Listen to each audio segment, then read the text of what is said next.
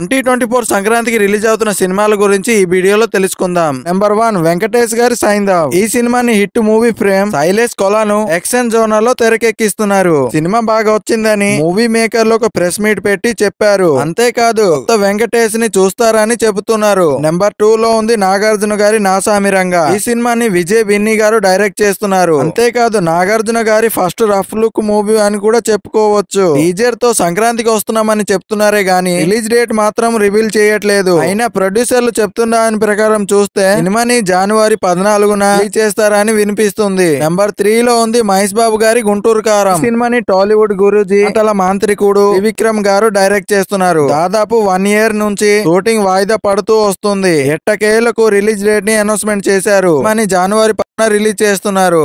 ఇప్పటి వరకు రిలీజ్ చేసిన గ్లిమ్స్ కానివ్వండి, 2 పాటలు కానివ్వండి సినిమాకు ఎలాంటి హైప్ ను తీసుకురాలేదు. వెంకటేష్ గారి సైంధవ్ గుంటూరు కారం ఒకే డేట్ న రావడంతో కలెక్షన్ మీద ప్రభావం పడుతుందని డిస్ట్రిబ్యూటర్లు చెబుతున్నారు. ఇద్దరిలో ఎవరైనా జనవరి 11న రిలీజ్ చేస్తే ఎక్కువగా థియేటర్లు దొరుకుతుందని ప్రొడ్యూసర్ దిల్ రాజు గారు చెబుతున్నారు. దీని గురించి చర్చ జరుగుతుందని, తొందరలోనే దీని మీద క్లారిటీ వస్తుందని దిల్ రాజు గారు చెబుతున్నారు. అయితే దిల్ రాజు గారి ఫ్యామిలీ స్టార్ మూవీ కూడా సంక్రాంతికే రిలీజ్ కావాల్సింది. ఫారెన్ లో షూటింగ్ ఉండడం వల్ల మందికి వీసా రాని వల్ల సినిమాని వాయిదా వేశారు. విజయ్ దేవరకొండ, సీతారామం ఫ్రేమ్, మృణాల్ ఠాకూర్ నటిస్తున్న ఫ్యామిలీ స్టార్ మూవీ సమ్మర్ కు రిలీజ్ అవుతుంది. నెంబర్ 1 లో ఉంది తేజ సజ్జా నటిస్తున్న పాన్ ఇండియా మూవీ.